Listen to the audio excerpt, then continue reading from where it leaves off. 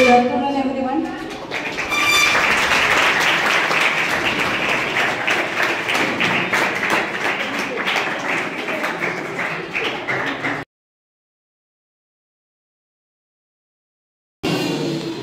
On the behalf of Shri Shivaji Shikshan Prasark Mandal, Jijamata English Medium School, Jayagari, I heartily welcome to today's all our special guests. Today we are gathered here to celebrate the birthday of Honorable Shri Rajendra Ji Jagtap sir. Also, today is the 8th anniversary of our late principal, respected Samant ma'am. All teachers, please do the Pratima Pujan of her.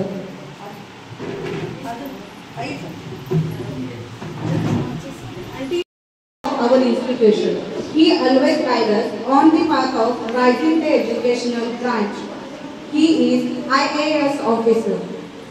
जे Rajendra sir जी जगताप आहेत ते IAS officer म्हणून ओळखले जातात. खेड्यापाड्यांमध्ये सुद्धा PMD ची सुविधा पोहोचवणारे एकमेव अधिकारी म्हणून त्यांना ओळखले जाते. त्याचबरोबर स्मार्ट सिटीचे मुख्य अधिकारी म्हणून काम जे केलेलं आहे स्मार्ट सिटीचं ते आपल्या या सरांनीच केलेलं आहे.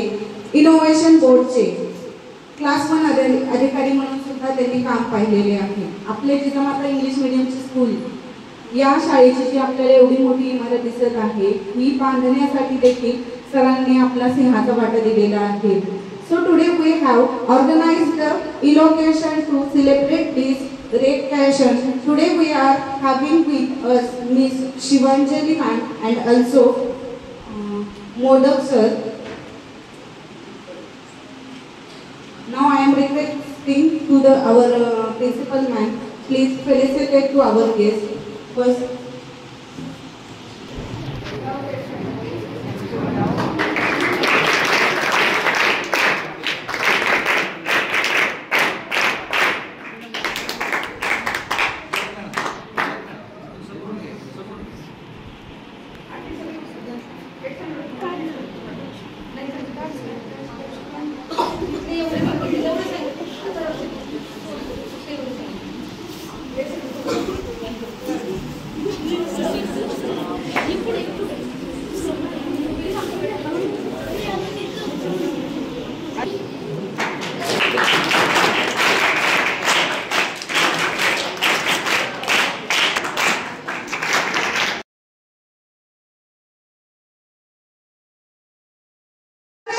जास्तीत जास्त सरदार होत होते.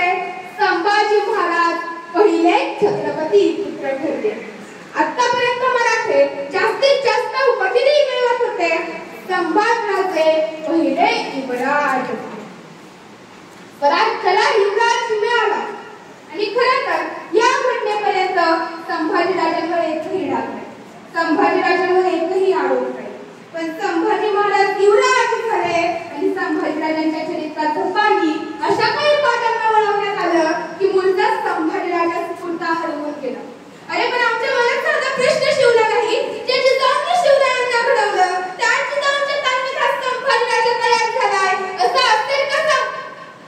औरंगजेबाचा मुलगा शेजादा अकबर बापाविरुद्ध बैल घेऊन आला इथं महाराष्ट्रात. कारण त्याला माहिती आहे उद्या हिंदुस्थानात औरंगजेब बादशाहशी टक्कर. शिवाजी महाराज तो इतर पाली इथं दोघांची भेट झाली.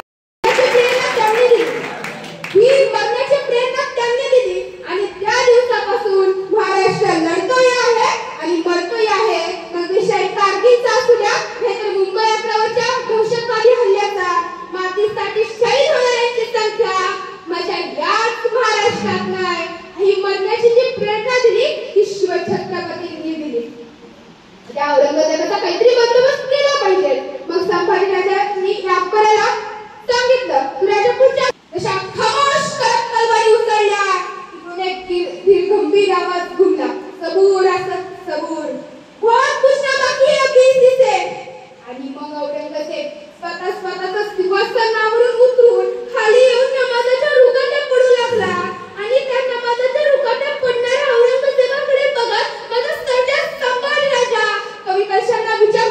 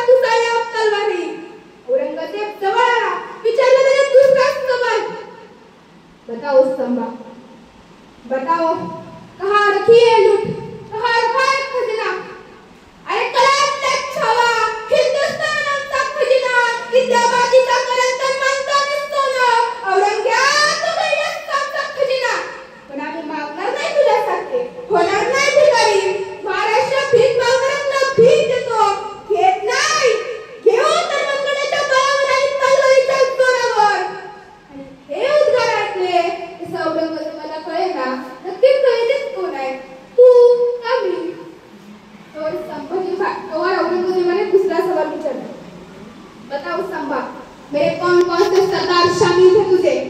आणि करायच लक्षावा, अरे तख्तासाठी रक्तावर उरकणारी जात नाही आमची, आई भवानीचे पुत्र आम्ही, मातीसाठी ससत नाही मन आमचं, बेईमान नाही होणार.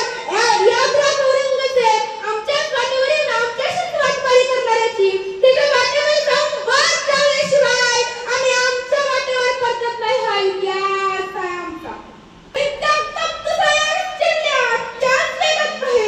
डोळे गळून पडले होते, उरल्या होत्या फक्त फुकल्या लाल कुंद उग्र उग्र तर पप्पा हे पेटणारे. अरे सगळ्या पायात काटा घुसला तर आम्ही 10 दिवस पाय भरून बसतो. डोळ्यात लाल कुंद तप्तच तयार केले असतील. अरे किती सुस्त, किती भोगलं, पिंचवासारख्या लवलव करणाऱ्या वेदना कुणाच्या वाटेला आल्या. आणि का गेला असता रंगेला असता तर झुकला असता, वाकला असता, नटला असता. औरंगजेबाला शरण जाऊन आयुष्यमध्ये जगला असता. का सुसत राहिला छवायचा का? स्वराज्य अस्मितेसाठी आपण शिवछत्रपतींचे पुत्र आहोत या स्वाभिमानासाठी ठेवतोसच राहिलं सगळं. दिसला तो आपशी बाहेर आला. औरंगजेब त्याला विचारू लागला, क्या हुआ? रोया हो, गिड़गिड़ाया, देखा आपने किले, आएगा हमारे शरण में? तसा हफ्सी बोलू लागला, हुजूर ना वो गिड़गिड़ाया ना वो रोया, ना आएगा आपके सामने. रहम करो, अगर आ गया ना तो गला दबा देगा आपका. आणि हे उद्गार ऐकले औरंगजेब म्हणाला, जबान काट डालो इसकी. सुरू झाला दुसरा रणनीत जबान छत्रपती बोला हे कोण. औरंगजेबाची शेवटची आज्ञा सुटली. मस्तक कलम करायचं आणि संभाजीराजांचं मस्तक कलम केलं. फळाच्या फळाला अडकवलं आणि वाजत तो भाल्याचा पळाला. इंद्रायणी भीमेच्या काठावर तो भाल्याचा पाय डोळ्यात दिला आणि तो भाल्याचा पाय डोळ्यात दिले आणि त्या मस्तकातून एक रक्ताचा थेंब त्या इंद्रायणी भीमेच्या पात्रात पडला. आणि तो आत्मराली शहाणे ती इंद्रायणी भीमा, कारण त्याच इंद्रायणी भीमेने पाहिले होते ते शौर्य, ते धैर्य, तो पराक्रम, ती ज्वलंत तेजस्वी निष्ठा. ती इंद्रायणी भीमा ढाळू लागली असतो. अरे खरं संभाजीराजा कोणाला कळालाच नाही सांगत. संभाजीराजा कळाला पण कोणाला? औरंगजेबाला. आणि तो म्हणत राहिला, सचमुच छावा था, शेर का छावा. हमने आंखें निकाली उसकी, लेकिन उसकी आंखें झुकी नहीं हमारे सामने. हमने जबान काट दी उसकी, लेकिन जबान से मांगे नहीं उसने रहम के दौलत. हमने हाथ काट दिए उसके, लेकिन नहीं फैलाए उसने हाथ हमारे सामने. हमने पाँव काट दिए उसके, लेकिन नहीं टिकी घुटने हमारे सामने. सचमुच छावा था, शेर का छावा. या अल्लाह, हम कब होंगे कामयाब ये हिंदुस्तान जीतने में? या सही लौटना पड़ेगा. आणि खरं होतं औरंगजेबाचं.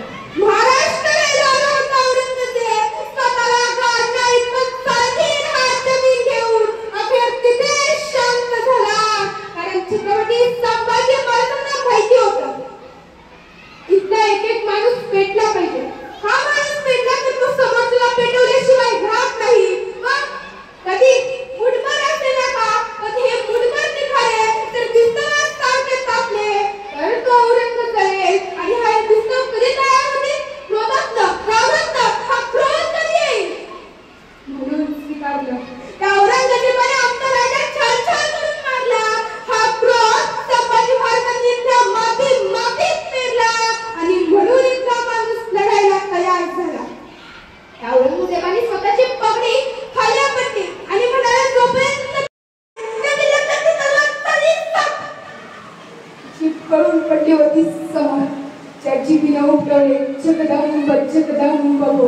जी जीभ म्हणत राहिली, आऊसाहेब आबासाहेब.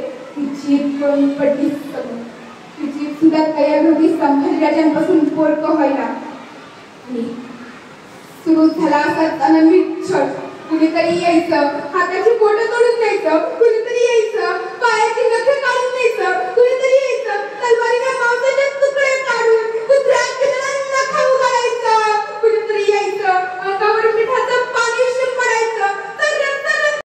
हाच औरंगजेब बोलला होता की एक तरी पुत्र माझ्या पोटी असा नाही जन्मलं. त्यासाठी तसं कर्तृत्व स्वतःचंही लागतं, तेव्हा आपल्या पुढे असे लोक जन्माला येतात. छत्रपती संभाजी महाराज, शिवाजी महाराज हे आपल्या अगदी जवळचे, म्हणजे आपल्या जवळचे विषय असणार आहे. यांच्याबद्दल आज जे काही भाषण असू दे, जे काही माहिती दिली शिवांजलीने, त्याबद्दल स्कूलच्या वतीने, प्रिन्सिपल मॅडमच्या वतीने आणि सर्व स्टाफच्या वतीने मी धन्यवाद मानते. बोलना चाहूंगी, जिस तरह संभाजी महाराज को उनकी आई ने गढ़ा था और उन्होंने पूरे भारत में नहीं पूरे विश्व में अपनी पहचान बनाई थी. आई का मतलब और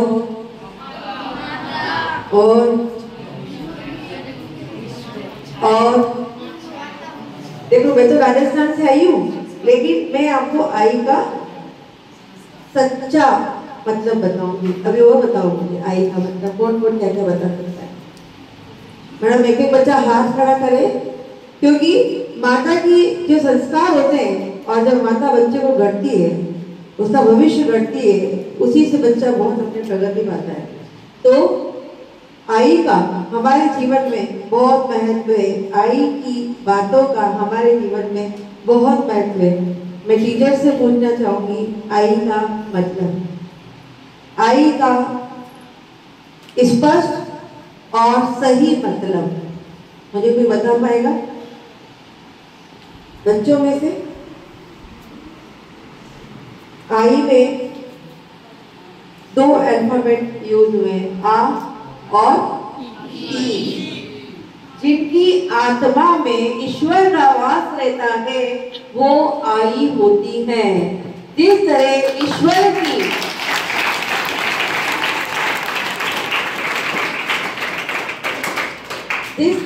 ईश्वर की बातों में और ईश्वर के आशीर्वाद में सच्चाई होती है, जो पवित्रता होती है, उतनी ही माता की या आई के आशीर्वाद में उतनी ही सत्यता होती है. आई की बातों को आपने अगर अपने जीवन में उतार लिया तो आपको साक्षात परमात्मा के दर्शन मिलेंगे. आप सभी बच्चों से कहना चाहूंगी कि आप अपने पेरेंट्स की बहुत इज्जत कीजिए और बहुत आगे बढ़िए. यही मेरी शुभकामना है और आपको मैं बहुत बहुत धन्यवाद दूंगी. इनके उज्जवल भविष्य की कामना करूंगी कि आज इतनी सी उम्र में ये बच्ची इतनी तेजस्वी है, तो आज जब ये आगे बढ़ेगी, और सबसे ज्यादा जो आशीर्वाद, सबसे ज्यादा जो धन्यवाद देना चाहूंगी उन आई को, इनकी मम्मी को, जिन्होंने इस बच्ची को ऐसा गढ़ा है. तो शिवांजलि के साथ साथ में हम एक ताली उनकी मार देंगे.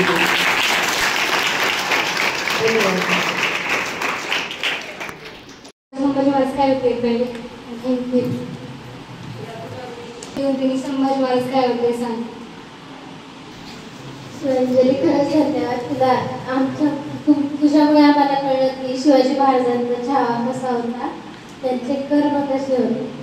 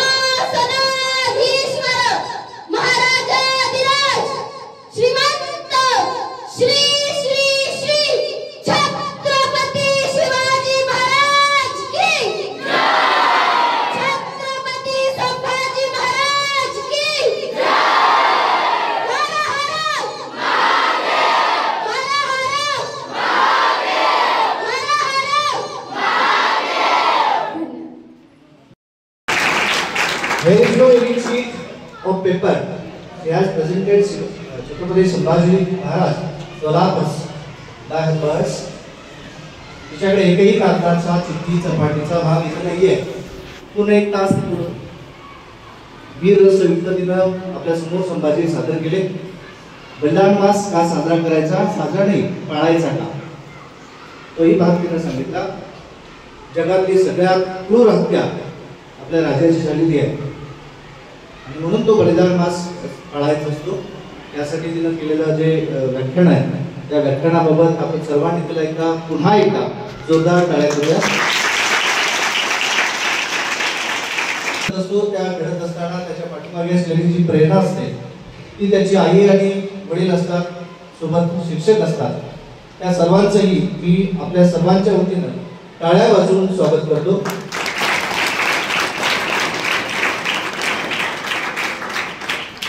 आणि आपल्या विद्यालयानं हा कार्यक्रम आयोजित केला बलिदान मासानिमित्त. त्या कार्यक्रमाचं नियोजन करण्यामध्ये या विद्यालयाच्या प्राचार्या कपूर मिस, सर्व शिक्षक वृंद आणि या सर्वांचंच मी पुन्हा एकदा मनापासून स्वागत करतो, आभार मानतो.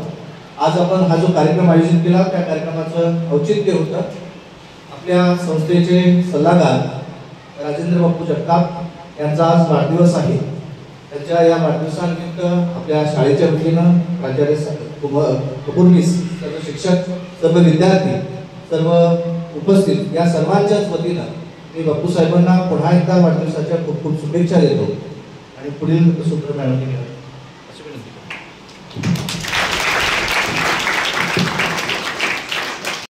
दोनों को मनाने में हमको अंदर से इतना आ रहा था कि कैसे उसको हम करें. तो इस बच्ची ने जो वातावरण हमारा चेंज किया, ठीक है. आज सावन मिस भी बहुत खुश होगी कि आज इस परिसर में आज उनकी पुण्यतिथि पे इतना बड़ा कार्यक्रम और इतना बड़ा हम लोगों ने करके दिया है. मॅडमने तसं सकाळी फोन केला की काहीतरी आपल्याला आज व्याख्यान ठेवायचे. संस्थेचे आपले सल्लागार आदरणीय राजेंद्र बापू जगताप सर यांच्या वाढदिवसानिमित्त काही सुचेला, कुणाला बोलवावं, काय करावं. सपोर्ट सिस्टम सपोर्ट आहे. एक ज्येष्ठ बंधू म्हणून जे आहेत आमच्या आप्पा, पहिला फोन त्यांना केला, काय करायचं. मी घाबरू नका, मी आणतो. 2-3 नावं सुचवली, 2-3 नावातून एक नाव सिलेक्ट झालं. कोण आहे, काय. माझ्या पुढे प्रश्न उभा होता की एक 7वी-8वीतली मुलगी काय स्पीच देऊ शकेल. म्हणजे देऊ शकत नाही असं नाहीये, पण देऊ शकेल. पण काय म्हणून मी खास बघायला बसले. ऍक्च्युली मला मॅडमने परमिशन दिली की 10वीचे बोर्डाचे पेपर चेक करण्याचे. खाली मी ते कामही करत होते थोडंसं, पण करताना माझं मन विचलित झाल्यानंतर मी बंद केलं. शिवांजली तुम्हाला पुढील आयुष्यासाठी, म्हणजे एक असतं आपल्यापेक्षा छोटा जरी असेल पण त्याचं कर्तृत्व जर मोठं असेल तर त्याला आपण नेहमी आदराने बोलावं. हे आपण शिकलं पाहिजे. तुम्हाला तुमच्या आयुष्यासाठी, पुढील आयुष्यासाठी माझ्या परिवाराकडून, म्हणजे आपल्या शाळेच्या परिवाराकडून, संस्थेकडनं खूप खूप शुभेच्छा.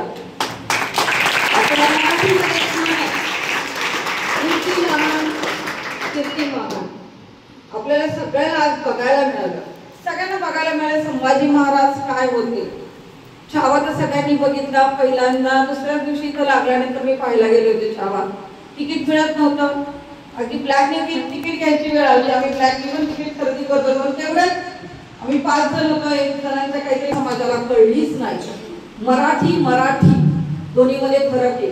मराठी भाषा, मराठी दोन्हीमध्ये बराचमुळे अजूनही आपण मराठी माणूस मागे आहोत. आपल्याला जर पुढे जायचं तर एकमेकाला साथ देऊन आपण पुढे गेलं पाहिजे. पुनश्च एकदा शिवाजीला शुभेच्छा शाळेकडनं. अशीच कर्तृत्वाची मेळ तुलो, अशी तुझ्यासारखी हजारो शिवांजली निर्माण कर आमच्याकडे. मुलींनाही काहीतरी, म्हणजे विशेषतः मुलींना मी म्हणते, मुलं काही मला माहित नाही, पण मुलींनी काहीतरी शिकावं तिच्याकडनं. एक स्टेज रिंग आपल्याला इथं आलं पाहिजे. काय बोलायचं ते येऊन नाही का, तेच बोलायचं.